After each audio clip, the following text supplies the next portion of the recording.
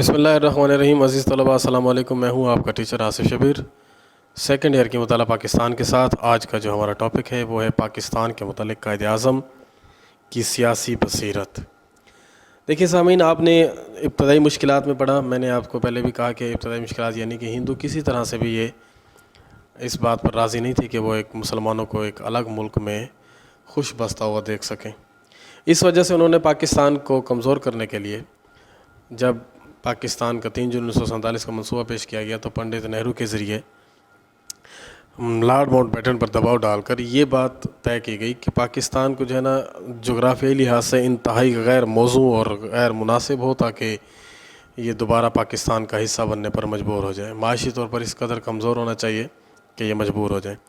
پھر پاکستان بننے کے بعد جو مسائل جو پاکستان کی حکومت کے لیے پیدا کیے، محض پاکستان کی حکومت کو کھوکھلا کرنا ان کا مقصد تھا، اس میں سب سے پہلے ہم نے پڑھا تھا ریڈ کلف کی غیر منصفانہ تقسیم جو مسئلہ کشمیر کی صورت میں آج بھی موجود ہے، مہاجرین کی آباد کاری، ریاستوں کا تنازع، پانی کا مسئلہ، اثاثوں کی تقسیم، انتظامی مشکلات۔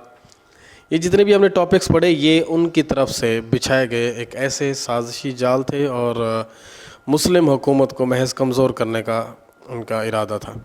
اب ان تمام مصیبتوں سے، ان تمام جو حکومتیں بھارت کی طرف سے پاکستان پر امپوز کی گئی تھیں، ان سے کس طرح سے قائد اعظم نے اپنی سیاسی بصیرت کے تحت ان سے چھٹکارا حاصل کیا۔ دیکھیں، مہاجرین کی آباد کاری ہے، ہم نے پڑھا کہ ایک دنیا میں یہ بہت بڑی ہجرت تھی، زمینی ہجرت تھی، اور اتنے بڑے سیلاب کو سنبھالنا بہت بڑا مشکل کام تھا۔ قائد اعظم نے اس کے لیے کیا کیا کہ انہوں نے جو ہے اپنا ہیڈ کوارٹر کراچی سے اور لاہور منتقل کر دیا سب سے پہلے، اور وہ اپنے سامنے مہاجرین کو بات کرنے کے لیے بنائے گئے منصوبوں پر عمل کر سکیں، اور حکومت نے مہاجرین کی مدد کے لیے ان کو جو ہے وہ مطلب کہ جو بھی سہولتیں حکومت کی طرف سے تھیں وہ ان کو فراہم کی۔ ریلیف فنڈ دیے گئے، ان کے لیے جو ہے تنظیموں کے کارکنوں کے کیمپوں میں جا کر مہاجرین کے مسائل حل کرنے کی کوششیں کی گئیں، ان کو دوائیں، خیمے اور دیگر اشیاء جو تھیں وہ وہاں پہنچائی گئی۔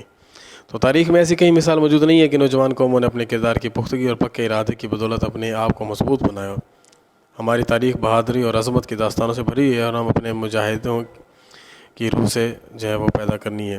تو یعنی یہاں ہم نے پڑھا کہ مہاجرین کی آباد کاری میں کس قدر جو تھا وہ مسائل تھے، تو اس کو ہم نے قائد اعظم نے جو ہے وہ اپنی سیاسی بصیرت سے حل کیا۔ اب ہم اس کو مختصر یعنی کہ شارٹ جو اس میں مین پوائنٹس ہیں ان کو ہائی لائٹ کرتے جا رہے ہیں، آپ ان کو ایک دفعہ تھارولی ریڈ آؤٹ کر لیں گے۔ ہم پاکستانی عوام پر یہ فرض عائد ہوتا ہے کہ ہم اپنے مہاجرین کو بسانے کے لیے ہر ممکن امداد مہیا کریں۔ یہ قائد اعظم نے اپنی تقریر میں کہا، جو پاکستان آ رہے ہیں ان لوگوں کے یہ مسائل اس لیے درپیش ہیں کہ وہ مسلم قوم سے تعلق رکھتے ہیں۔ قومی خدمت کے لیے سرکاری ملازمین کو نصیحت۔ آپ نے 11 اکتوبر 1947 کو افسران سے خطاب کرتے ہوئے کہا کہ یہ ہمارے لیے ایک چیلنج ہے کہ اگر ہمیں ایک قوم کی حیثیت میں زندہ رہنا ہے تو ہمیں مضبوط ہاتھوں سے ان مشکلات کا مقابلہ کرنا ہوگا۔ ہمارے عوام غیر منظم اور پریشان ہیں، مشکلات نے الجھایا ہوا ہے، ہمیں نہیں مایوسی کے چکر سے باہر نکلنا ہے اور ان کی حوصلہ افزائی کرنی ہے۔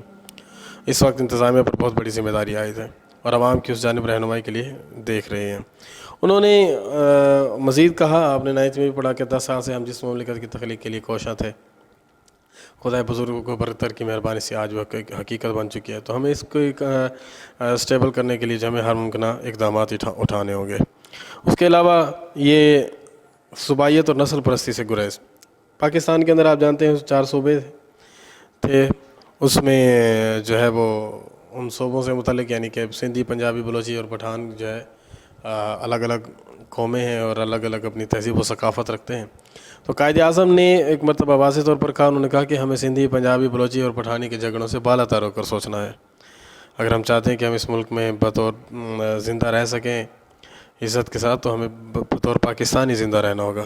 ہم سب جو ہے وہ اس پرچم کے سائے تلے ہم سب ایک ہیں، تو ہمیں یہ آپس میں یہ صوبائیت پرستی کے چکر سے بچنا چاہیے۔ اس کے بعد معیشت کے رہنما اصول ہیں کہ انہوں نے معیشت کو بہتر کرنے کے لیے کیا کچھ کیا کہ ان میں انتظامی مشینری کے مسائل، 1948 کے سیلاب اور بھارت کی طرف سے پاکستان کو اثاثوں میں حصہ نہ ملنا، بے روزگاری، غربت، یہ سارے عناصر قوم اور اس کے قائد کے لیے بہت بڑا چیلنج تھے، اور بھارت یہ جان بوجھ کر پاکستان کی معیشت کو تباہ و برباد کرنے کے درپے تھا، لیکن مسلمانوں نے جو ہے وہ قائد اعظم جیسے سیاسی لیڈر کی زیر قیادت جو ہے وہ اس مسائل سے جو ہے چھٹکارا حاصل کیا.